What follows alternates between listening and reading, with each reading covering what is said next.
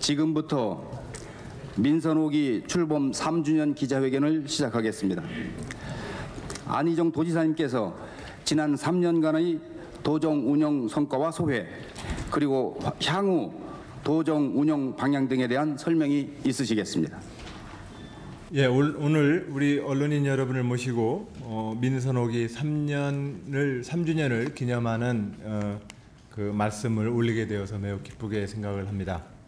먼저 207만 도민 여러분들께서 도지사의 중책을 맡겨주신 것이 엊그제 같은데 벌써 3년이 지났습니다. 세월이 빠르게 지나가고 있음을 실감합니다. 그동안 아낌없는 사랑과 성원을 보내주신 207만 도민 여러분들께 이 자리를 빌어 다시 한번 감사 인사 올립니다. 그동안 지난 3주년에 대한 저의 소회를 보고 말씀 올리고 그동안 도정의 흐름에 대해서 또한 함께 보고 말씀을 올리도록 하겠습니다. 아시다시피 2010년 7월 1일 저는 충청남도 제36대 도지사로 취임을 했습니다. 이 취임을 하면서 저는 저 스스로에게 다짐하면서 도민 여러분께 향후 도정을 이렇게 이끌고 가겠습니다라고 말씀을 올려드렸습니다. 그 첫 번째가 지역주의 정치에 갇혀 있지 않겠습니다라고 약속을 했습니다. 국민 눈높이에서 생각하고 국민 전체의 이익과 지역의 발전을 조화시키는 도정이 되도록 하겠습니다라고 말씀 올렸습니다. 저는 지역의 이익과 국가 전체의 이익이 저는 대립된다고 생각하지 않습니다.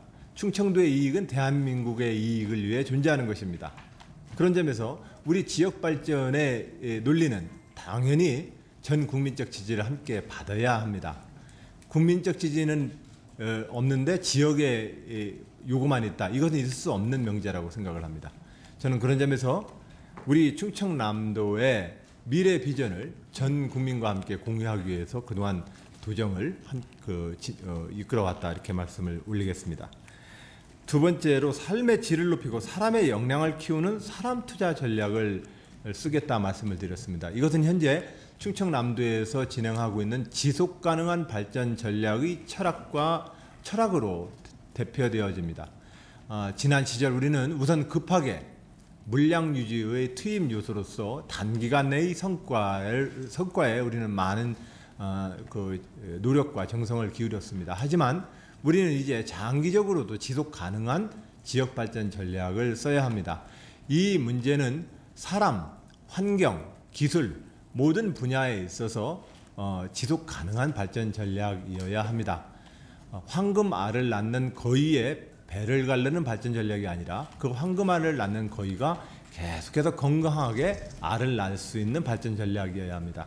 그런 점에서 도정의 철학을 지속 가능한 발전 전략의 철학의 기초에서 뒤에 또 상세히 보고 말씀을 드리겠습니다만 사회적 경제의 문제라거나 셋자의 무상 보육 문제라거나 어르신을 잘 모시는 문제라거나 환경과 생태의 가치를 소중히 여기는 문제라거나 아니면은 지역의 산업단지 개발에 있어서도 개별 입지보다는 계획 입지를 통해서 지역의 상생과 순환 경제 고리 내에 기업 투자가 이루어지도록 이끄는 문제라거나 아니면 외국인 투자를 유치한다 할지라도 외국인 투자의 실적에 급급하는 것이 아니라 그 외국인 투자가 우리의 역사성에 위배되지 않도록 또 환경의 지속 가능성에 위배되지 않도록 외국인 투자 유치도 또한 우리가 엄격히 심사하는 문제라거나 이런 각각의 도정에 반영되어지는 도정 원리로서 저는 지속 가능한 발전 전략을 펴왔다고 말씀을 드립니다.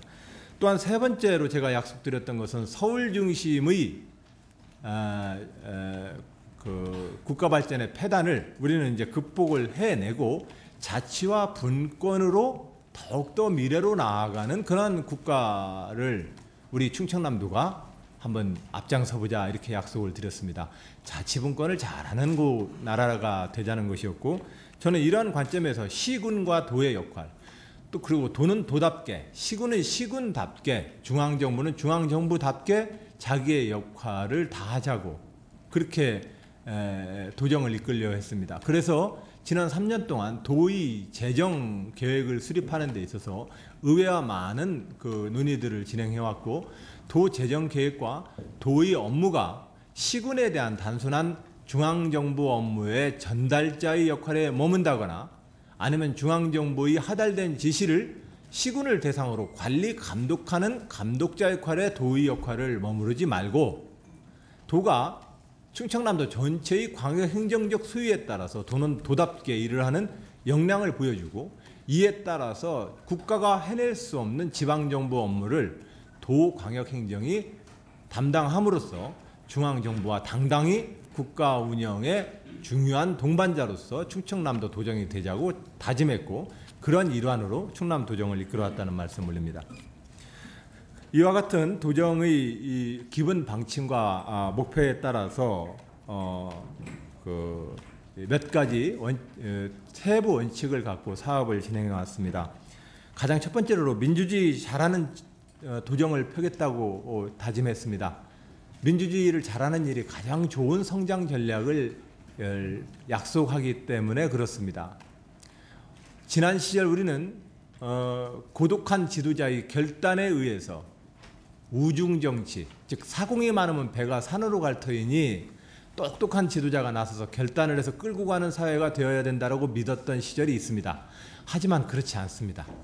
향후에 어떠한 선진 국가의 발전도 결과적으로는 시민들이 합의된 정신만큼 발전합니다.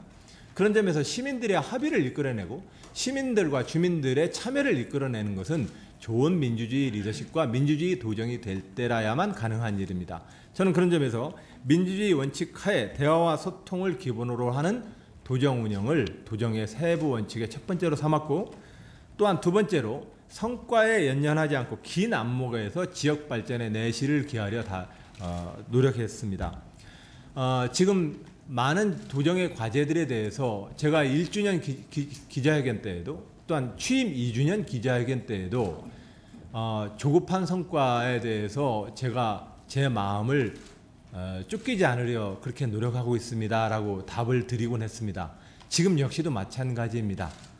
우리는 10년 뒤, 20년 뒤에 장기적인 지역 발전의 미래를 보고 오늘을 살아야 된다고 생각을 합니다.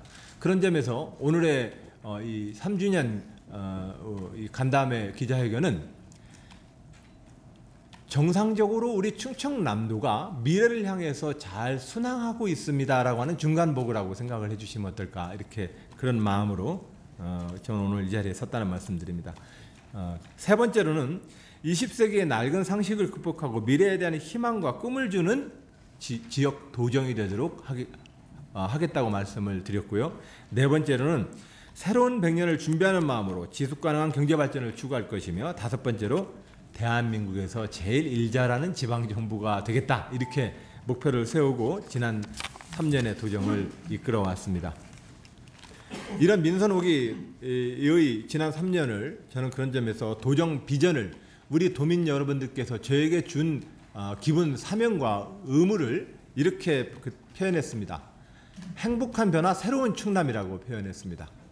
변화를 하되 그 변화가 변화와 개혁의 주체가 따로 있고 변화와 개혁의 대상이 따로 있는 손님과 주인이 따로 있는 그런 변화가 아니라 우리 모두가 함께하는 그런 변화이고 또한 그리고 우리가 그동안 지내왔던 충청남도의 역사적 질곡을 극복하는 새로운 충남의 미래 비전을 만들어내자라고 하는 다짐하에 앞서 말씀드렸던 것처럼 가장 중요한 것은 우리 사회 도정의 가장 중요한 것은 민주주의라고 말씀을 드렸습니다.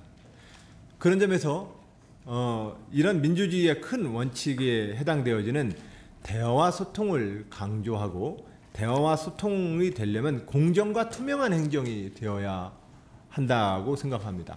이런 공정과 투명의 원리에 따라서 우리 내부에 독주와 독점이 없는 견제와 균형 상태를 유지하면서 이 속에서 우리 모든 주권자들의 참여와 창의를 이끌어내는 그런 도정의 방침을 갖고 도민을 도정의 중심에 두고 도민과 함께하는 도정 운영을 지난 3년 동안 해왔습니다. 추진 목표로서는 도민 중심의 도청, 농어촌에 희망을 주는 도정, 지속 발전 가능한 도정, 지역 긍지를 높이는 도정, 그리고 일 잘하는 도정이라고 하는 도정의 추진 목표와 방침에 따라서 지난 3년의 도정을 운영해 왔습니다.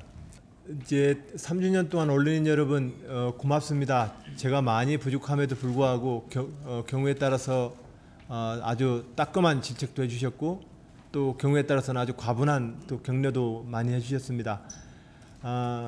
그런 3년을 접하면서 이 언론인 여러분들의 그런 격려와 지책 덕분에 이 3주년의 시간을 보냈다는 말씀을 올립니다. 언론인 여러분, 지난 3주년에 대해서 또 저의 보고 말씀에 대해서 저의 추가적인 답과 말씀을 올릴 기회를 갖도록 하겠습니다. 편하게 말씀 주시면 그 말씀에 답에 올리도록 하겠습니다. 예, 먼저 우리 뉴시스의 유유상 부장님 먼저 신청하시고요. 우리 동양일보의 박창규 부장님 이어서 말씀 기회 드리도록 하겠습니다. 네, 뉴시스 통신의 유유상 부장입니다. 민선 오기 3년 동안 정말 많은 일들을 하신 것 같습니다. 그런데 이 같은 기자회견을 하면 대부분 단체장들이 백화점식으로 행정성과를 나열만 해놓지 반성과 아쉬운 점은 좀 빠지지 않았나라는 생각을 합니다. 안 지사님도 마찬가지입니다. 그동안은 우리가 자료집에 아쉬운 점을 첨부해놔서 저희 기자들이 많이 참고를 하고 그랬었는데 이번에는 빠져 있습니다. 예, 담당 부서의 실책인지는 모르겠지만은 그리고 이 자리를 빌어서 도민들 앞에 아쉬운 점을 포함한 또 도지사님의 반성할 점이 있다면은 좀 먼저 말씀해 주시고요. 또 도민들에게 어떤 도지사로 평가받고 싶은지에 대해서도 한 말씀해 주시기 바랍니다. 예, 당장 본다면 여러 가지 도정에 지금 우리가 풀어야 될 과제들이 있습니다. 허베이 스피리트 유르피에 사건에 대해서 그걸 마무리를 다 짓지 못한 것에 대한 저의 도정의 어떤 부담이 또한 있고요. 또한 지역 내에서 각종 산업단지 개발과 경제자유구역 사업 등 각종 관이 주도하는 지역 개발 사업에 있어서 주민들의 재산권 제한은 오랫동안 묶어놓고 사업의 성과를 내지 못하고 있는 사업들이 있습니다. 이 사업들에 대해서도 여전히 성과를 얼른 도출해내지 못하는 것에 대한 저 스스로에 대한 마음에 또한 짐이 있습니다. 이 이외에도 우리가 지역의 외자 도착 건수라거나 외국인 투자 도달 금액 등 또 지역의 경제 성장률 등에 있어서 좋은 성과를 내고 있지만 지역 주민들의 총 소득으로 치면 여전히 전국적으로 좋은 점수를 못 내고 있습니다. 또한 어르신들의 자살률에 있어서 강원도와 충청남도가 전국적으로 가장 고위험 지역으로 지금 되어 있는 현실도 또한 우리가 다 극복해내고 있지 못합니다. 지역의 소득 그리고 지역 어르신들에 대한 이 문제들 그리고 지역 개발에 있어서의 여러 가지 난제들 그리고 지난 사건 사고에 따른 지역 피해 주민들에 대한 효과적인 지원 등의 문제에 있어서 여전히 우리가 숙제로 안고 있습니다. 이런 문제들에 대해서 조속한 결론과 조속한 좀 더 나아진 지표를 보여드리지 못하는 것에 대해서 늘 저는 마음의 짐으로 가지고 있습니다. 다만 이 자리를 빌어서 말씀드리고 싶은 건 그 문제가 늘 저한테는 주요한 과제로 꾸준히 추진하고 있는 과제로서 항시 잊지 않고 있다는 말씀을 올리겠습니다. 최선을 다해서 그러한 각종 우리 도가 극복해야 될 안 좋은 지표들이 좀 호전될 수 있도록 계속해서 노력해 나가겠다는 말씀 올립니다. 어떤 도지사로 남고 싶으냐 이렇게 말씀을 하시는데요. 우선은 내포 신도시의 성공적 이전을 통해서 충청남도의 환황해권 시대에 새로운 100년을 출발시켰던 도지사로서 역사에 기록될 수 있도록 열심히 노력하겠습니다. 또한 합리적이고 매우 따뜻한 사람이었다. 이런 평가도 또한 함께 얻고 싶습니다. 그런 평가를 통해서 상식의 눈높이로 봤을 때 정치가 상식을 눈높이로 가진 일반 우리 주민들에게 정치와 행정이 과장되지 않고 그 상식의 눈높이에서 충분히 이해될 수 있는 도정 그런 도의 행정이 될 수 있도록 그렇게 도정을 이끌어 갔다 이런 평가를 받았으면 좋겠습니다. 예. 그러면 유 부장님 말씀에 그 정도 제 소견을 말씀 올리고요. 우리 이어서 동양일보의 박창기 부장님이 발언 신청을 하셨습니다. 우리 박 부장님께 또 말씀 기회 드리도록 하겠습니다. 지사님께서는 충남의 균형 발전을 위해서 각 지자체 이제 80억씩을 지원하면서 예산 홍성군은 배제가 됐습니다. 거기에 대한 그 주민들이나 그 잠태장은 많은 박탈감을 아마 느끼기도 했었을 겁니다. 또 이제 지금 현재 그 LH조차 홍성 지역 제7블록이라는 곳에 2,127세대의 사업을 추진하면서 상대적으로 또한 예산 지역의 그 국민들은 많은 박탈감을 느꼈을 것입니다. 지사님께서는 그 내포 신도시의 균형 발전을 위한 대안은 무엇인지 말씀해 주시면 감사하겠습니다. 예, 이 균형 발전 사업이 지금 제가 제 2기 균형 발전 사업을 올해부터 시작합니다만 장차로 이 균형 발전 사업에 대해서는 우리가 좀 더 많은 의견들을 더 좀 모았으면 좋겠습니다. 지금 현재 낙후 지역이라고 표현되었었던 또한 그 발전 지원 지역이라고 표현되었었던 군 지역에 우선 선정을 해서 그 균형 발전 예산을 그 군의 계획에 따라서 예산 편성을 지난 5년 동안 해왔고 이제 2000년도 제2기 균형 발전 예산도 예산 배분 방식에 있어서 그 범위를 특별히 못 넘어가고 있습니다. 저는 그런 점에서 균형 발전이 도의 장기적 균형 발전이라 한다면 도가 좀 더 주도적으로 계획을 저는 세워야 된다고 생각을 하고 있습니다. 이것을 예산 배분을 해놓고 해당 군한테 예산 계획권을 그대로 주는 것은 저는 도가 주도하는 균형 발전 전략일 수 없다고 생각을 하고 있습니다. 저는 그런 점에서 의회와 해당 군과 균형 발전 예산과 균형 발전 사업이 도가 바라는 장기적인 균형 발전 전략에 있어서 핵심 사업이 뭐가 돼야 된다라는 도의 입장을 우선 만들어 달라고 해당 부서한테 저는 요청하고 있습니다. 이 도가 좀 더 주도성을 발휘할 때라야만 시군 단위로 분절되어 있는 나뉘어져 있는 균형 발전 전략이 도 단위 관점에서 좀 더 종합적으로 균형 발전 전략이 세워지는 것이 저는 옳다고 생각을 합니다. 이것을 단순히 해당 지역의 n분의 1로 즉 구성원으로 예산 배분하는 수준에서 머물러서는 저는 안 된다고 생각을 하고 있습니다. 그러니까 그런 측면에서 일기를 지금 반성하고 있다는 말씀을 좀 드리고요.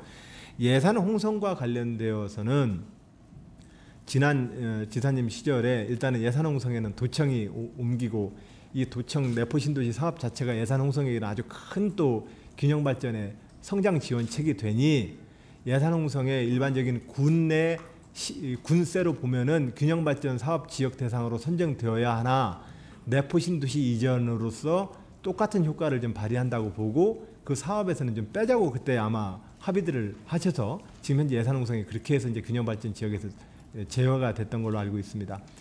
그런 측면이 아직도 사실상은 의회에서는 많은 의원님들 간에 그렇게 의견들이 좀 공유되고 있어서 그 기조를 아마 지금 당장 어떻게 흔들기는 어렵습니다만 그것마저도 도의 관점으로 봤을 때 충청남도의 장기적 발전, 균형 발전을 위해서 도가 좀 더 주도적으로 균형 발전 전략에 입각한 균형 발전 회계의 계획을 좀 도가 좀 세울 수 있도록 도의 주도성을 좀 높여 나가겠습니다. 당장 내포 신도시에 있어서의 예산 지역의 불균등 발전 문제에 대해서 또 지적하신 문제에 대해선 지금 현재 내포 신도시의 각 블록별 개발 일정이 좀 그렇게 되었던 것입니다. 물론 LH가 초반에 사업이 그 전국적 단위로 LH의 자금 사정상 사업이 좀 연기되고 미뤄진 감이 수년된 측면이 있습니다만 내포 신도시가 이렇게 이제 행정타운 7만 평을 중심으로 상업지구와 민간투자지구가 이렇게 결정되어지면서 이 시간상의 약간의 이 편차가 있을 뿐이지 예산 지역에 대한 일반적인 그 개발 계획은 내포 신도시와 함께 곧바로 또한 내포 신도시 지역의 예산군 지역에도 개발이 원 계획대로 좀 진행될 수 있도록 그렇게 좀 힘써 나가도록 하겠습니다. 이것이 예산에 대한 차별이 아니라는 말씀을 좀 드리고 싶어서 제 말씀이 좀 장황해졌습니다. 그런 계획들 때문에 이제 그런 구간인 것이고 곧 이제 예산 구간에 사업이 시작될 겁니다. 예. 예, 그 아까 내일신문의 전호성 부장님이 먼저 아까 먼저 손을 드는 걸 봤는데 우선 말씀 좀 하시고요. 그 다음에 우리 이주민 기자한테 그 다음 발언 기회를 좀 드려서 이쪽으로 좀 넘어가서 좀 돌리도록 하겠습니다. 우리 전호성 부장님 말씀해 주십시오. 네. 내일신문 전호성 기자입니다. 지사님이 평소에 강조하셨던 충남도의 삼농 정책에 대해서 질문을 좀 드리겠습니다. 농업 문제는 역대 한국 정부에서 성공했다는 평가를 거의 받은 적이 없었습니다. 지금 충남도가 마련한 이 농업 정책이 굉장히 내용이 프로그램들이 굉장히 좋은데 제 생각은 충남도만의 문제를 가지고 좀 어렵지 않겠는가라는 그런 생각도 듭니다. 왜 그러냐면 정부의 농업 정책과 약간 상충되는 부분이 생길 수도 있겠고요. 또 하나는 로컬 푸드랄지 이 지역에 생산하는 농산물이 우수한 농산물이 중앙 무대에 가서 좋은 대우를 받을 수 있는 문제를 어떻게 극복할 것인가의 문제 등등. 그래서 충남도가 상당히 가난한 동네로 이렇게 지금 알려져 있지 않습니까? 그래서 고령 사회에서 이 농업에 종사하는 사람들의 그런 희망이 많이 있는데 앞으로 이런 것들을 좀 구체적으로 어떻게 극복해 나갈 것인지 좀 듣고 싶습니다. 예. 그 동안에 해왔던 꾸준한 이제 정부에서 해왔던 여러 가지 정책 방향들 중에서 우리가 그 정책 방향을 총 정리해서 도가 지금 힘써 나가야 될 방향으로 친환경 유기농으로 관행농법을 좀 바꾸는 쪽으로 농업 정책을 좀 유도해 나가겠다는 말씀. 그리고 가능하면은 로컬 푸드 시스템에 따라서 생산자가 브랜드를 가지고 시장에 대한 좀 파워를 높여낼 시장 장악력을 높여낼 수 있는 쪽으로 정책을 유도해 나가겠다는 정책의 유도의 방향성. 그리고 이에 따라서 광역 브랜드 사업을 올해 한 2개 정도의 품목을 우리 박범인 농산국장의 국장 성과 계약 사업으로 채택을 할 정도로 일정한 정도의 유통 브랜드를 통한 시장 지배력의 좀 확대, 그리고 엊그제 했습니다만 기업과 지역 농수산물의 직거래와 소비 촉진을 위한 관내 300인 이상을 고용하고 있는 기업들과 우선적인 협상을 통해서 지역 관내의 농수축산물의 직거래를 강화하는 문제, 15개별로 학교급식센터를 실질적으로 이러한 유통시장의 직거래의 매개제 역할로 사용하는 문제 등 이런 역할들이 계속해서 지금 진행되고 있습니다.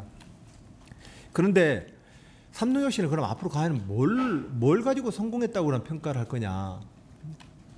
이제 농업정책이 이제 효과를 못 봤다고 하는데 우리는 그럼 농업정책의 목표가 뭔가? 이제 이렇게 보면 농업 분야가 임금 생활자와 타 산업 부분만큼의 고소득을 유지시켜 줄 수 있는 것이 이것을 성공이라고 얘기할 수 있는가? 사실은 산업 생산성으로 보면 농업 분야가 그 자체의 산업 생산성을 가지고 다른 분야의 산업 생산성과 똑같은 소득을 올리는 나라는 한 군데도 없습니다. 그렇기 때문에 농가 소득과 농업 생산 소득을 도시의 임금 생활자와 타 산업 분야의 소득과 똑같은 수준으로 농업 생산성을 높이겠다라고 하는 것은 결과적으로 그 땅에서 농민들의 숫자를 줄이는 수밖에 없습니다. 이것이 목표가 될 수는 저는 없다고 생각을 합니다. 그렇기 때문에 농업 농촌의 적정한 수준의 사람들이 농업 농촌을 지켜줘야 합니다. 땅을 지켜줘야 되고 농지를 지켜줘야 합니다. 그 농지를 황무지로 만들고 그 농지를 산업용지로 만들고 그 농지를 방치해가지고는 사실상은 국가적으로 굉장히 유익입니다.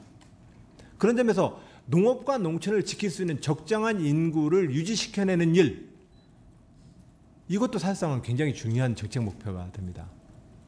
이를 위해서는 아까 말씀했던 것처럼 국가의 농업 재정 보조금에 대해서 저는 국가와 계속해서 상의하자고 좀 제안하고 있습니다. 15조에서 약 17조 원에 이르는 농업 예산 중에서 실질적으로 이런 농업과 농촌의 장기적인 미래를 놓고 여기에 적정한 수준의 산업 인력이, 농업이라는 산업 인력이 유지되고 농촌이라는 공간을 적정한 주민들이 유지할 수 있는 그 규모의 미래 전망을 놓고 재정으로 그걸 지원해야 된다. 이것을 농민들이, 당신들이 열심히 농사 잘 지어가지고 소득 올리라고 얘기하는 것은 제가 볼 때는 그건 무리한 요구입니다. 그렇기 때문에 사실상은 성공 지표를 만든다는 것이 굉장히 어렵습니다. 저는 제 목표는 그렇습니다. 적어도 일정한 주 생산물과 농업 농촌 공간이 적정한 사람의 숫자에 의해서 농업이라는 산업이 유지되고 농촌이라는 공간이 유지될 수 있어야 되는 것을 기본 목표로 삼고 있습니다. 그런데 여기는 지금 이제 고령화된 그 농촌 인구와 농업 인구의 문제가 제기되고 있습니다. 이 문제를 위해서도 저는 별도의 지금 균농 규촌 지역 사업도 진행하고 또 우리 도에서는 다른 시도에서 하지 않는 젊은 농업인의 농업 정착 지원금 사업이 있습니다. 현재 이제 5대5 자담 50% 지원 50%의 비율로 젊은 영농인의 농업 정착 그 사업비를 지원하고 있는데 이런 사업비를 통해서 실질적으로 이 적정한 수준의 새로운 신규 농업 노동력이 들어와야 합니다. 이런 것들을 통해서 농업과 농촌 인구에 대한 적정 수준을 계속 유지해내기 위해서 노력을 하겠다는 말씀을 좀 드립니다. 그 외에는 아까 말씀드린 대로 이 농업의 이 관행농법으로 극복하는 새로운 농업 신상품 전략, 쉽게 말하면 일반 기업 제품으로 치면 친환경 유기농이라는 신상품 전략으로 가자. 이것이 농촌을 살리고 농업도 살리고 우리 국내 농업을 살리는 길이다. 개방화 시대. 또 두 번째가 어떤 형태로든 간에 직거래와 로컬 푸드 시스템을 강화시켜내자. 학교급식지원센터, 지역의 기업들, 단체급식을 중심으로 해서 우선은 직거래를 강화해내고 여기에다가 이제 생활협동조합들이 붙어줘야 합니다. 소비자협동조합과 생활협동조합 여기 좀 붙어줘야 되는데 우선은 기업 중심의 단체급식 중심으로 학교급식과 기업이 단체급식 중심으로 로컬 푸드 시스템의 첫 마중물을 지금 뜨고 있는 중입니다. 이 시스템이 가동이 되고 학교급식 지원센터나 지역별 브랜드 유통체계 브랜드 파워가 시장에서 쓰게 되면 이것에 대해서 지역의 주민들의 생활협동조합과 소비자조합들이 같이 붙어줘야 합니다. 도시의 소비자조합들이 붙어줘야 돼요. 이런 것까지 이제 더 단계로 나가야 될 겁니다. 그걸 통해서 로컬 푸드 시스템들이 좀 더 강화될 수 있는 방향의 미래를 계속해서 만들어 나가겠습니다. 또한 그리고 무엇보다도 우리 마을이 이뻐져야 합니다. 일 잘하는 사람이 책상도 깨끗이 정리한다고 그럽니다. 우리 어머님들 매일 집 청소 깔끔하게 하시지 않으셨습니까? 그거나 마찬가지로 우리 마을 공간이 70년대에 새마을운동 초가집 치우기 이래로 마을 계획을 우리가 가지고 마을 가꾸기를 좀 안 해왔습니다. 이 마을 가꾸기 사업을 통해서 저는 한두 개의 마을이라도 야, 참 우리 농촌 마을이 이렇게 이뻤어? 라는 이야기를 듣고 싶습니다. 근데 그 사업을 하려면 이게 당장 관이 재정을 가지고 한두 마을을 들어가서 성과를 낼 수 당장 보여줄 수는 있겠습니다만 그것은 너무 단기적 처방입니다. 우선 마을 역량이 있어야 합니다. 누가 시혜적으로 예산으로 와서 그것을 한 마을을 모범사업으로 바꾼다고 해서 그것이 적용이 안 됩니다. 실질적으로 마을 주민들이 마을 공간 사업을 꾸리기 위해서 마을 역량을 우선 모아주셔야 합니다. 시간이 좀 필요합니다. 그렇게 해서 한 마을들이 자립마을과 자립의지들을 갖게 되었을 때 관이 거기서 좀 지원을 해주는 이런 순서로 가야 될 겁니다. 지금 당장 이것을 성과를 내겠다고 한두 개 마을을 잡아서 충계공이나 관이 주도해가지고 마을 가꾸기 사업을 하면 저는 그 사업은 그 당 하나로 다 끝나버리게 되고 더 좋지 않은 영향을 미칠 겁니다. 그런 점에서 지금 충청남도에서 3,400개 마을 전수조사를 통해서 380여 개의 희망마을 사업들을 우선 대상으로 진행하고 있습니다. 이 마을 지도자들이 주민자치위원회를 통해서 마을의 주민들의 뜻을 모으고 우리 마을 공간 정리 사업을 어떻게 할 것인지 지난 70년대의 새마을운동은 새마을 회장과 이장님들이 관에서 지급한 세멘트와 기본 원부자재를 가지고 마을회관 짓는 정도의 수준이었다면 지금은 우리 모두가 참여를 해줘야 합니다. 자기 집을 내놓고 참여를 해줘야 되고 마을 공간을 어떻게 꾸미자는데 함께 합의해 주셔야 합니다. 그렇기 때문에 이 공정은 더 오래 걸립니다. 그런 마음으로 마을 가꾸기 사업을 계속해서 진행을 해 나갈 계획입니다. 예, 감사합니다. 자, 우리 충투의 이주민 기자님, 제가 말씀이 좀 너무 길어져서 죄송합니다. 짧게 하겠습니다. 최대한 저도. 네. 향후 발전 방향을 보면요, 좀 장기적 로드맵이 좀 대다수인데요. 네. 좀 조급함을 드러내기 보여주기식 행정보다는 좀 단 하나의 이제 공약이라도 완성도를 높여서 마무리해야 한다는 이제 말이 나오는데요. 민선 5기가 1년가량 남았는데 1년간 도지사로서 앞으로 이것만큼은 내가 해결하겠다. 요 질문이 하나고요. 또 하나는 네. 지난 3년간 도정 운영 면에서는 이제 높은 평가를 받은 것은 사실이지만 일부 지역 국회의원 사이에서는 좀 정치적 쇼맨십이 좀 부족했던 거 아니냐 이런 말이 좀 나오는데 충남은 앞으로 이제 좀 굵직한 현안 사업이 많은데 이를 해결하기 위해서는 이제 정치권과의 이제 공조는 이제 피할 수 없다고 생각해요. 앞으로 이런 영역을 어떻게 풀어나가고 넓혀갈 계획이신지 좀 궁금합니다. 네.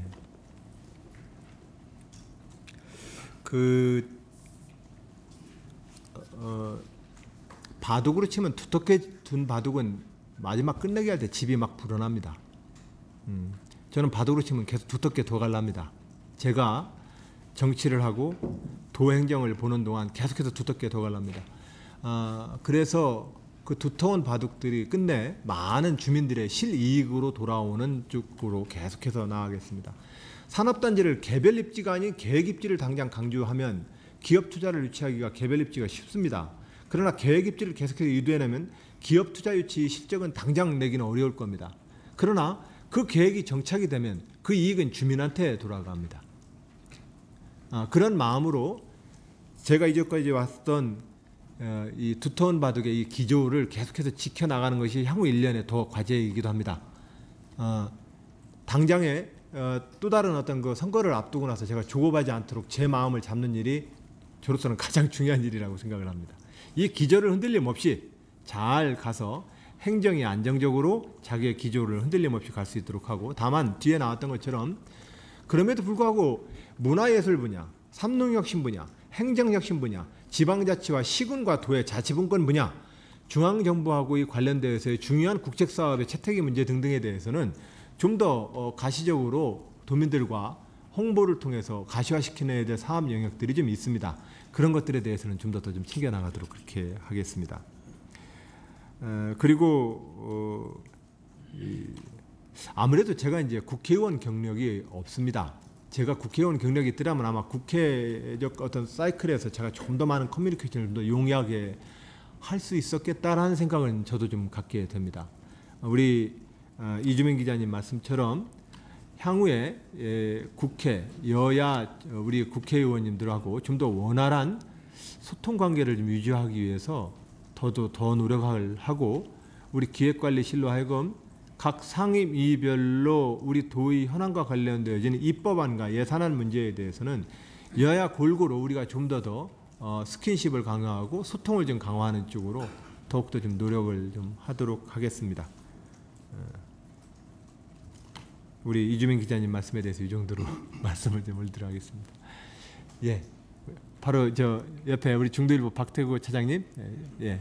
지금 그 지사님 공약사항 중에 그 아직 해결이 안 된 부분들이 있거든요. 예. 문화재단, 복지재단 그리고 그런 게 있고, 지금 그 얼마 전에 이제 금산에 남부 출장소를 설치하기로 했는데 이것도 좀 의회하고 좀 의견이 좀 그 있어서 지금 해결이 안 되고 있는데, 남은 1년 동안 어떻게 좀 풀어 나갈 것인지 좀 말씀해 주십시오. 예, 그 각각 그 의회에서 다른 의견들을 가지고 계십니다. 제 입장에서는 계속해서 설득해 나가는 방법밖에 없지 않겠습니까? 이 사업의 필요성에 대해서 계속해서 집행부의 의견으로 의원님들께 설명 말씀을 좀 드리고 의회와의 협조를 계속해서 좀 요청해 나가도록 하겠습니다. 다행히 몇 가지 사업에 대해서는 약간의 희망적인 어떤 의회로부터의 그 희망적인 어떤 그 의견들이 좀 있어서 지금 지적하셨던 여러 가지 사업들 중에서 한두 건이라도 조만간에 좀 의회에서 합의가 되어서 통과를 좀 희망하고 기다리고 있는 처지입니다. 무엇보다 사실은 의회랑 자꾸 대화를 해서 이 사업의 필요성에 대해서 설명을 드리고, 의회가 문제 제기를 하거나 그 사업의 부정성에 대해서 지적했던 문제를 계속해서 보완을 해서 그런 의도와 또한 그러한 부정적 어떤 문제점을 극복하기 위해서 제도적으로 이렇게 더 마련하겠습니다라는 안들을 계속 만들어서 의회를 계속 좀 설득하도록 그렇게 하겠습니다. 네. 예, 옆에 우리 지상현 디스뉴스 지상현 기자님. 네. 예, 그 정치적인 질문들을 다 안 하시는 것 같아서 저는 정치적인 질문을 좀 드리겠습니다. 네. 지사님께서는 지난 대선 이후에 안철수 의원한테 이제 민주당 입당을 많이 좀 권유를 했었는데요. 지금도 같은 생각이신지 하고요. 내년 지방선거가 있는데 지사님 재선 도전을 전제하고 안 의원이 지금 그 신당을 지금 추진 중에 있습니다. 그 신당이 그 내년 지방선거에서 가장 큰 변수가 될 것이라는 지금 전가 해석들이 많은데 그 지사님께서는 그 신당 창당의 의미하고 향후 민주당과의 관계 그리고 그 지사님의 선거와 관련된 그런 역학구도에 대해서 어떻게 생각하시는지 궁금합니다. 예. 제 입장은 딱 하나입니다. 저는 정당인입니다. 제 평생 제 직업란에 늘 저를 정당인이라고 썼습니다. 그 정당인의 오래된 제 소신이 있습니다.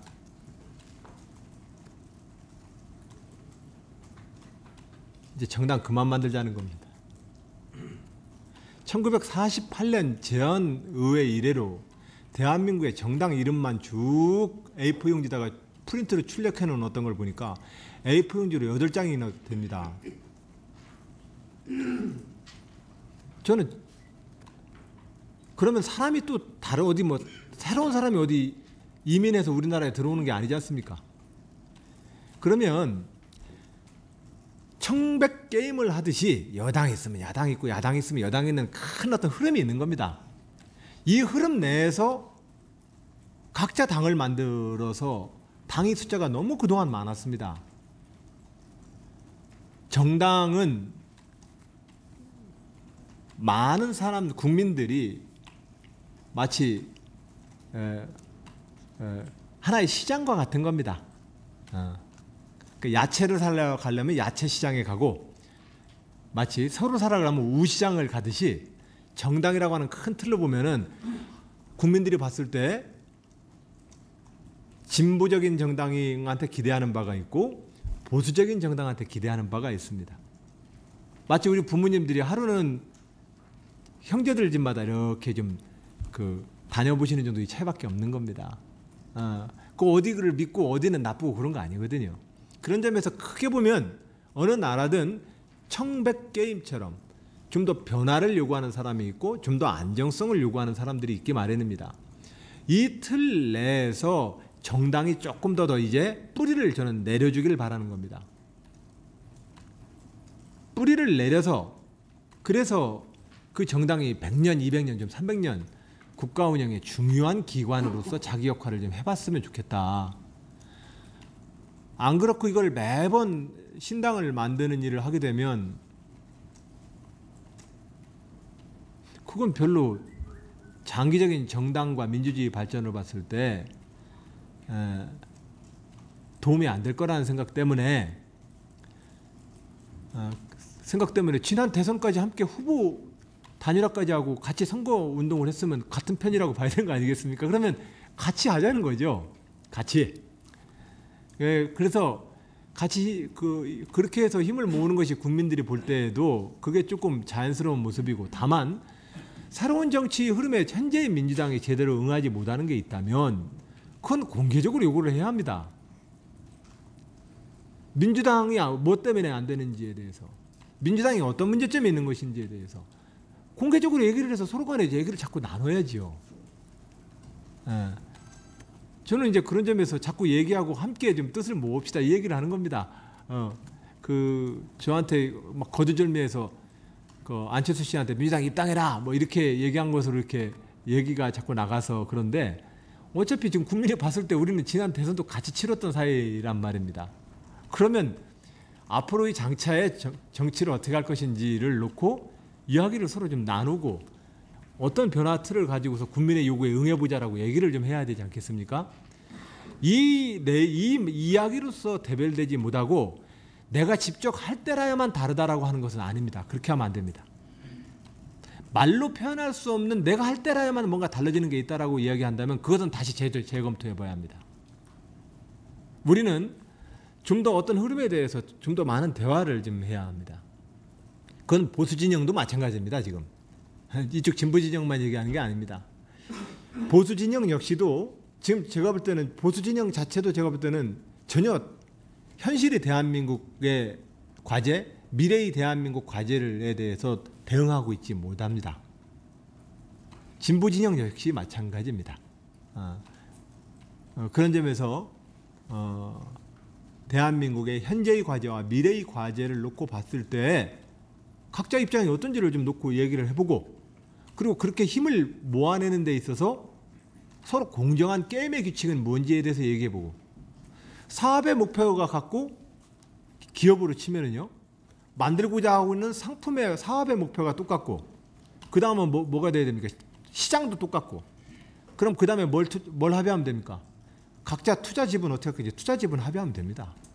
그리고 투자 지분 합의 중에서도 주주총회를 통해서 의사결정 방식을 어떻게 할 것인가까지는 합의하면은 서로 같이 하는 거 아닙니까? 다 모든 일을. 그 논의들을 서로 이제 구체적으로 좀 해 나가야 합니다. 저는 그런 점에서 단순히 안철수 씨뿐만이 아니라 그 여야 누구에게나 다 똑같이 하는 얘기입니다. 저는 적어도 이 말을 하기 위해서 그동안 저도 그렇게 처신해 왔다고 생각합니다. 당에서 공천을 안 줘도 당에 남아가지고 계속해서 일을 하고, 또 당이 결정하면은 당이 결정한 대로 감옥도 가고, 뭐 그렇게 하는 거 아닙니까? 그거 억울 타고 또 갑자기 나가서 또 그렇게 하는 거 아니지 않습니까?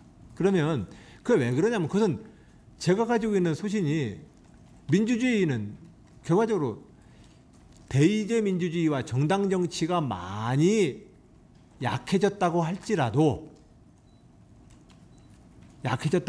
정당 중요한 요소입니다. 선거 때마다 정당이 바뀌어가지고야 국민들이 어떻게 투표하라는 말입니다.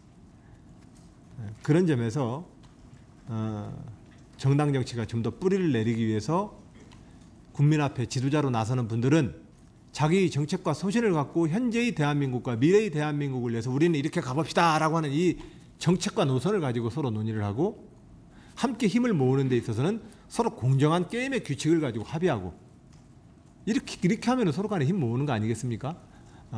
그렇게 해서 지금 가보자, 이런 취지의 이야기입니다. 예. 자, 저 뒤에 우리 중부방송의 김선욱 기자님 손 들어주셨어요. 예, 말씀 좀 기회 드리고. 네, 중부방송의 김선욱 기자입니다. 두 가지 간단하게 여쭤보겠습니다. 네. 그 현 정부 들어서 수도권 규제 완화 정책을 계속 추진할 의지를 밝히고 있는데요. 그 피해가 충청권에 제일 클 것으로 보는데 그에 대한 대안이 있는지 말씀 좀 해주시고요. 그리고 과학벨트 사업 관련해서 도내에서 천안 유일하게 기능직으로 선정이 돼 있는데 현재 이 지지부진한 상황을 타개하기 위해서는 어떤 노력이 필요할지 말씀 좀 해주시면 감사하겠습니다. 예, 수도권 그 규제, 그동안 박정희 대통령 때부터 꾸준히 진행해왔던 수도권 규제 정책이 거의 지금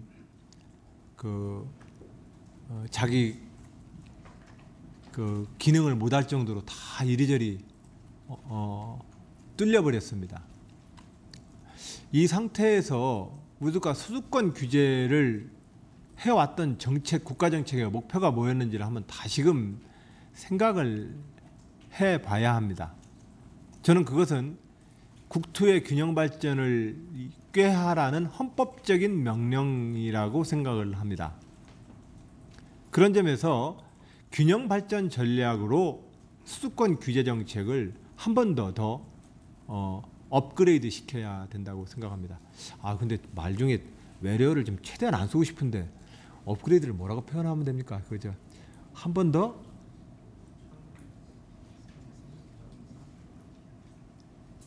하여튼 한 번 더 이렇게 더 정책을 더 좀 높여야 합니다.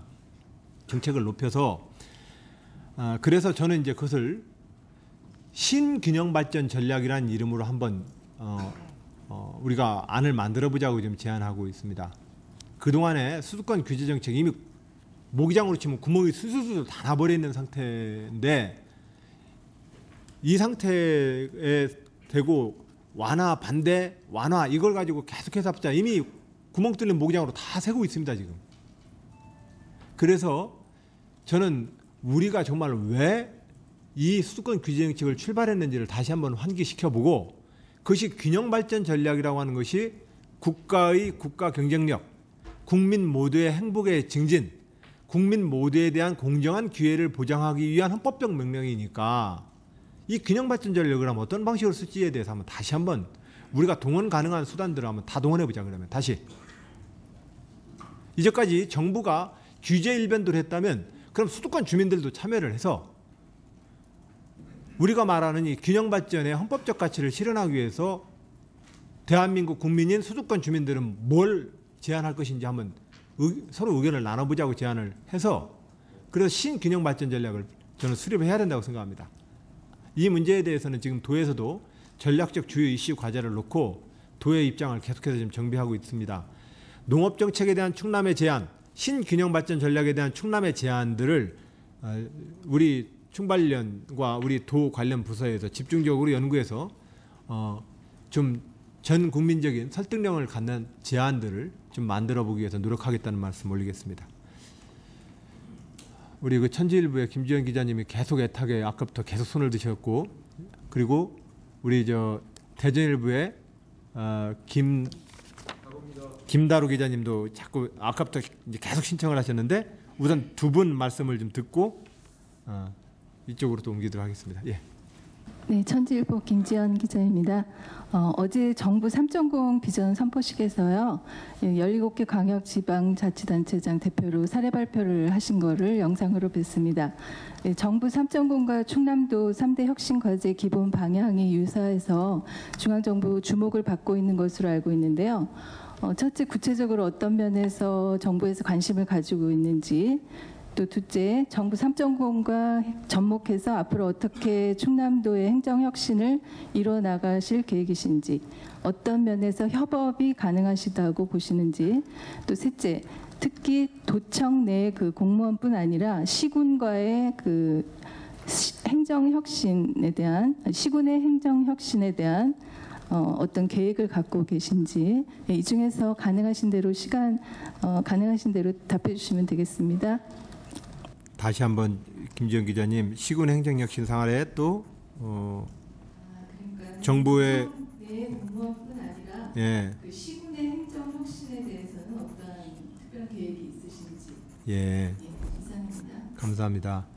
앞서서 우리 김선욱 기자님이 주신 말씀 중에 기능지구에 대한 말씀을 제가 못 드렸네요.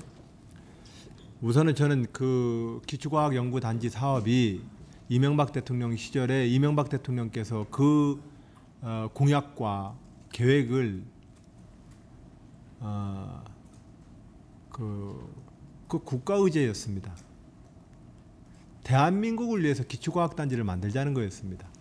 지역 발전을 위해서 만들자는 게 아니었습니다. 그러면 그것이 국가적으로 수행해야 될 기초과학단지의 원래의 목표라고 하는 것은 과학계의 오래된 염원이었습니다. 중이온 가속기를 중심으로 해서 기초과학 강국을 만들어서 전 세계적인 연구 역량을 집중시키고 그에 따라서 새로운 물질 소자와 새로운 산업의 파급 효과를 한번 꾀해보자는 것입니다. 아시다시피 이건 굉장히 오래된 기간이 필요로 겁니다. 그런데 지금 현재 송아지 입식해놓고 나서 소 다 키운 다음에 어떤 요리를 해먹을까까지 고민을 하기에는 너무 먼 일입니다. 그런 점에서 저는 우선 중앙정부가 기초과학단지를 어떤 방식으로 내실 있게 전 세계에서 가장 집중화된 권위를 인정받는 내용 있는 연구단지로 만들지에 대해서 정부가 좀 더 나서줘야 합니다. 이 문제를 지방자치단체한테 땅값을 내라 마라 하면서 이것을 자꾸 하거나 아니면은 기능직으로 어디다가 다 분산시켜가지고 지역 간의 경쟁을 시켜버리는 것은 정말 좋은 국가 리더십이 아닙니다. 저는 그런 점에서 국가가 이 기초과학단지 사업에 대해서 국가적인 목표를 다시 한번 좀 잡아주길 저는 촉구합니다.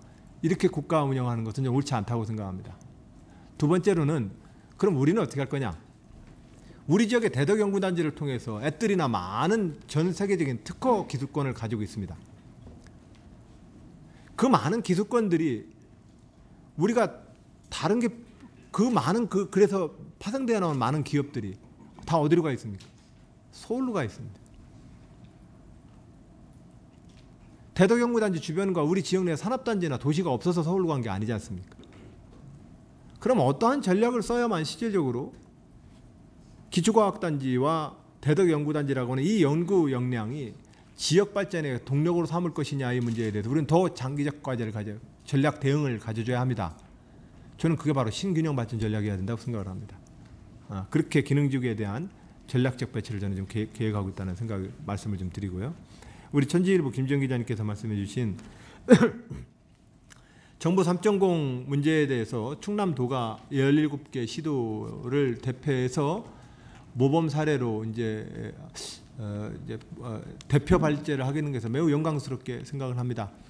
도에서 그동안 추진해 왔던 2010년 11월부터 우리는 정보화 전략 기획 용역에 들어가서 이 첫 번째로 목표를 공개 정보로 가자. 공개할 때라야만 부패를 막을 수 있고, 공개할 때라야만 공정할 수 있고, 공개할 때라야만 주권자가 참여할 수 있습니다. 그래야만 민주주의가 진전됩니다. 그런 점에서 공개를 하려면 지금 정보통신 시대의 과학기술을 최대한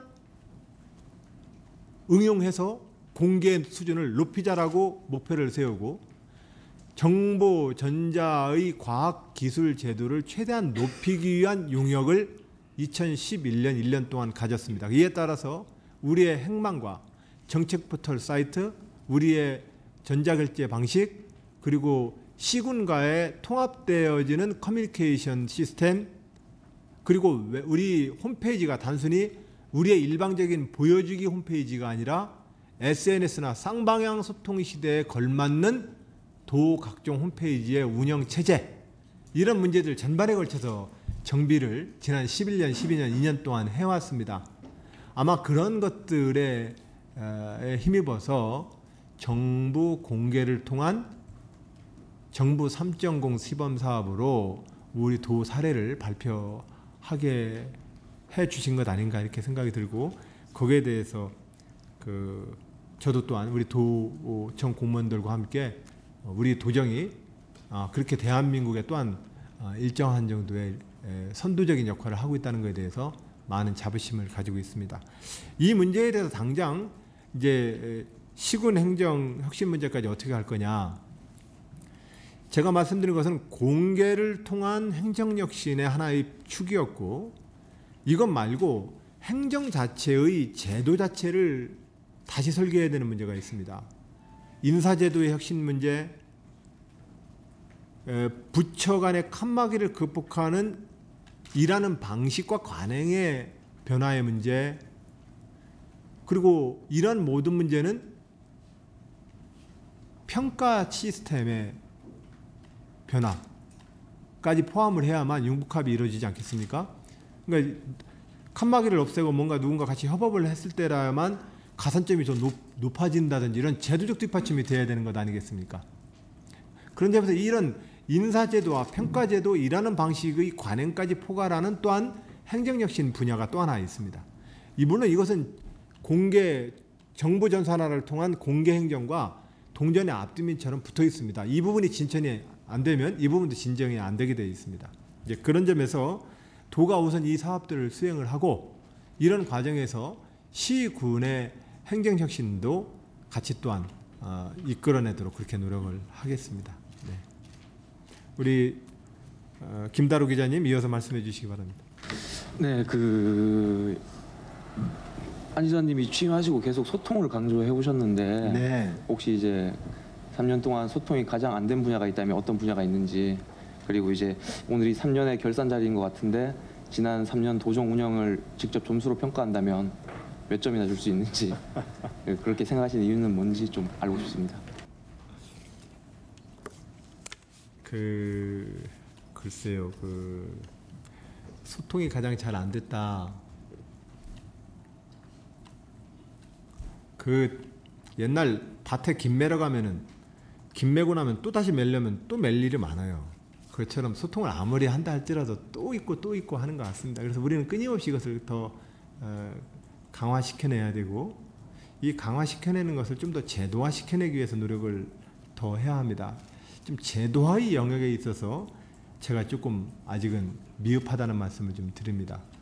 한 개인의 리더십에 입각을 해서 운영되는 사회는 봉건 군주 국가입니다.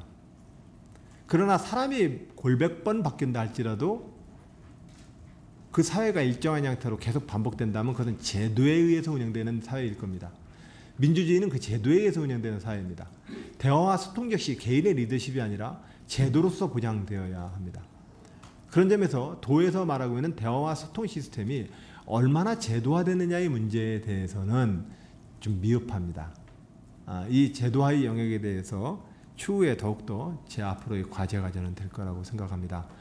대화와 소통을 통해서 타협하지 않으면 운영되지 않는 제도, 그러나 그런 과정을 통해서 가장 효과적으로 결론 내는 제도, 이 제도 설계가 좀 필요하고 이 제도를 현실적으로 제도화시켜내는 일이 좀 필요합니다. 미흡했던 부분이 있고, 김다루 기자님 끝에 두 번째가 점수. 예. 우리 김다루 기자님이 좋은 점수 좀 주십시오. 그 제가 그 몇 점이라고 얘기를 하기에는 제가 좀 하여튼 나름대로 정말 열심히 노력했습니다. 저는 이제 도민 여러분들한테 또 이제 점수를 받아야 되는 입장이 됩니다. 낙제점은 안 주실 거라 믿습니다. 예. 예, 우리 저 KBS의 송인석 기자님.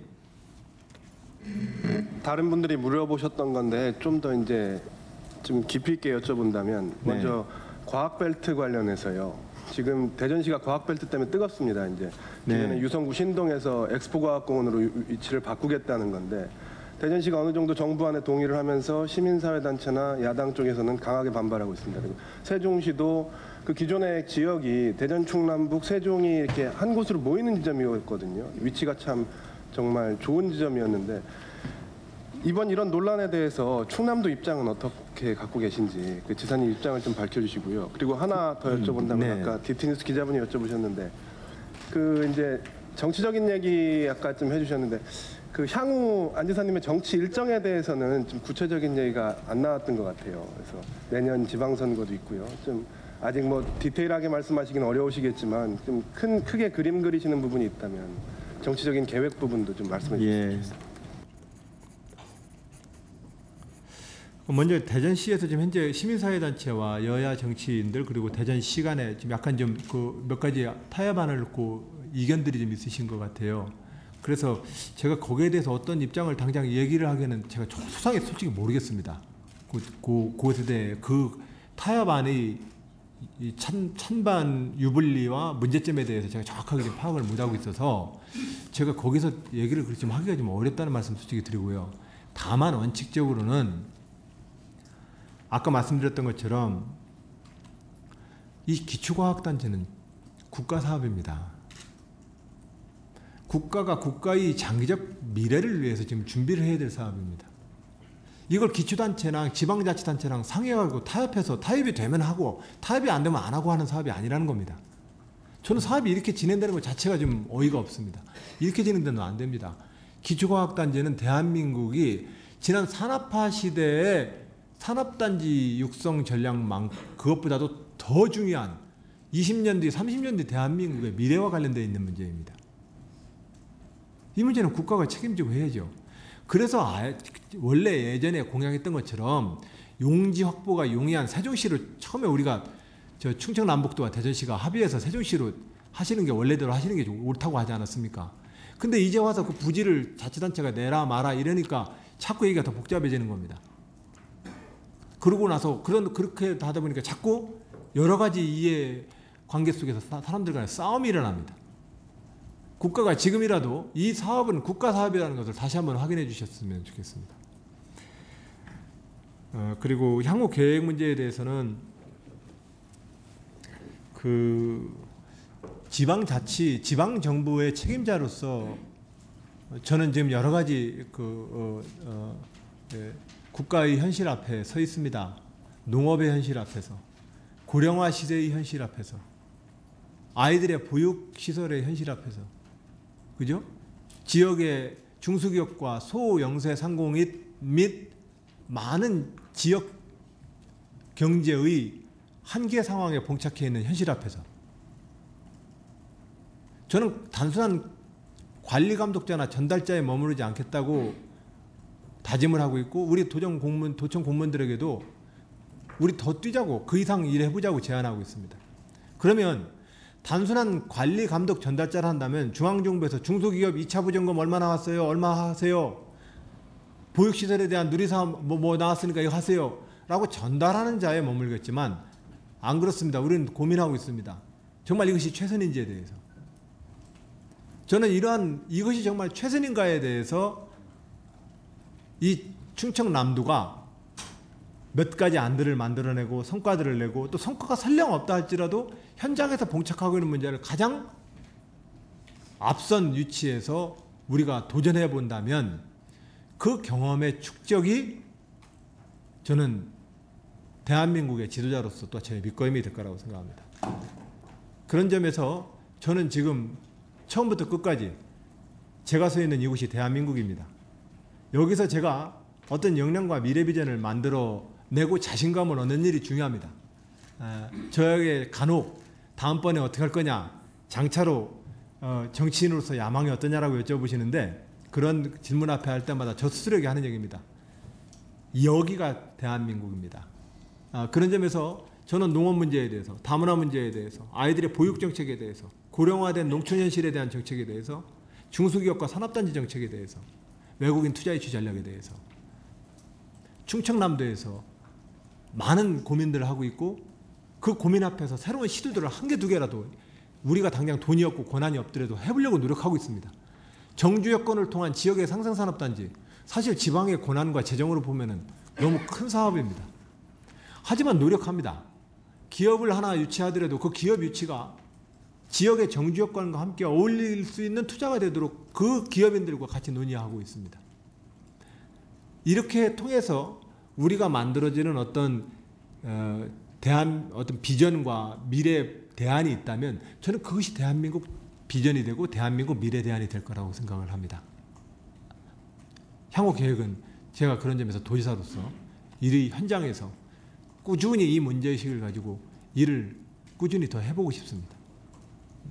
그래서 저 스스로가 어떤 대안과 비전이 좀 만들어지고 이것이 확대되어진 국가의 미래에 대해서 자신감이 생긴다면 그때 가서 한번 생각을 해볼 문제입니다. 지금으로서는 저는 이 최일선에 서 있는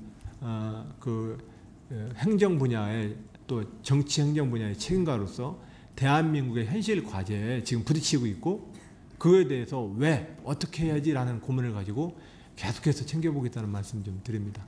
이런 시간이 저는 축적된다면 저는 반드시 또 이 현실을 극복할 만한 미래 비전과 대안들을 만들어 낼 거라고 생각을 합니다. 그런 마음으로 제 향후 저의 그 계획에 대한 질문에 대해서 이런 말씀으로 좀 답을 올리겠습니다. 예. 우리 김하영 부장님. 네, CBS 김하영입니다. 네. 어제까지 승진 대상자들을 대상으로 해가지고 권리자 역량 강화 워크숍을 가졌는데요. 이게 좀 어떤 취지로 좀 도입이 됐는지 하고 이 부분이 앞으로 좀 정량화돼서 인사 시스템에 계속 반영을 시키실 계획이신지 그거 관련해서 좀 답변 부탁드리겠습니다. 예, 이 문제는 행정혁신의 한 부분인 인사제도, 그 인사제도 중에서 지휘부와 간부의 승진 제도를 어떻게 할 것이냐에 대한 고민입니다. 그랬을 때 제가 지난 3년 동안 해왔던 많은 우리 도청 공직자들과의 대화는 핵심이 지휘부는 지휘부다워야 된다는 것입니다. 그럼 지휘부는 지휘부다우려면 단순히 연공 서열에 입각해서 시간 되면은 간부가 되는 것이 아니라 일정한 지휘부 라인이 되는 분들에게는 특별한 역량을 갖도록 교육시키고 교육시키는 게 목적입니다. 누구를 떨어뜨리는 게 목표가 아니라 그런 역량을 가질 수 있도록 특별한 교육 훈련 정책을 가져야 된다. 이것이 공직사회로부터 제가 들었던 3년간의 결론이었습니다. 그러면 우리 모두가 그런 준비를 좀 하고서 간부가 되자는 취지입니다. 그런 걸로 이번에 이제 시범 실시를 해보게 되었는데요. 저는 이것에 대해서 이 긍정적인 취지에 대해서 우리 도청 공직자 여러분들이 지난 3년 동안 저한테 해주셨던 말씀이기 때문에 저는 함께 긍정적으로 다 생각하실 거라고 생각합니다. 저는 누구를 배제하기 위한 시험보다는 우리 모두가 그러한 역할을 하기 위해서 나 스스로가 한번 계속해서 훈련 받자는 것입니다. 이제 그런 기회로서 역량 강화 교육 과정을 지금 올해 처음으로 좀 운영하게 되었다는 말씀을 좀 올리고요. 그런 과정을 통해서 우리 도정의 품질이 또는 우리 조직이 더욱더 좋은 유능한 지방정부가 될 수 있는 어떤 기회가 될 것이라고 그렇게 삼자고 그렇게 좀 우리 공직자 여러분들하고 그렇게 좀 다짐하고 있습니다. 그 쪽지가 들어왔어요. 이제 지사님 마무리 말씀하셔야 합니다. 같은데 힘들까 이제 마무리 해야 되나요? 네. 그 제가 이제 간혹 그런 마무리 말씀 좀 드리고 우리가 좀 했으면 하는데 어떻습니까? 마무리 좀 해도 되겠습니까? 예. 언론인 여러분, 어떤 제 마음은 좀 우리 모두가 저 스스로도 좀 그 기준과 좀 다르게 해보고 싶습니다. 젊은 도지사로서 또 선배들한테 배울 건 다 배우고 개성할 건 개성하더라도 제가 맡고 있는 현실은 우리 선배 세대가 맞았던 현실과는 다른 것이기 때문에 저는 다른 방식의 대안이 좀 필요합니다. 당연합니다. 그렇기 때문에 지난 산업화 시대 때의 국가운영 방식, 인명적 시대의 국가운영 방식, 그리고 또한 분단되고 전쟁을 치렀던 시대에 정치하는 방식, 이것과는 좀 달라져야 되는 거 아니겠습니까? 이 달라지자고 하는 것은 그냥 무조건 달라지기 위해서 노력을 하는 것이 아니라 제가 현실에 맡고 있는 모든 과제에 대해서 그동안의 방식들을 잘 이해해보고 그 방식이 더 이상 약효가 없다면 어떤 방식이 있는지에 대해서 새로운 시도에 대해서 두려워하지 않아야 한다고 생각합니다. 근데 새로운 시도들은 자칫 성과에 너무 역렬하거나 이 과정에서 조급해지기 일상입니다. 제 마음은 늘 새롭게 시도하되 조급해하지 말자, 이것을 저희가 늘 이야기합니다. 저를 자꾸 경계하고 다스리게 됩니다. 그런 마음으로 그동안 3년을 진행해왔고 또한 정치인으로서도 선배 정치인하고 다른 사람이고 싶습니다.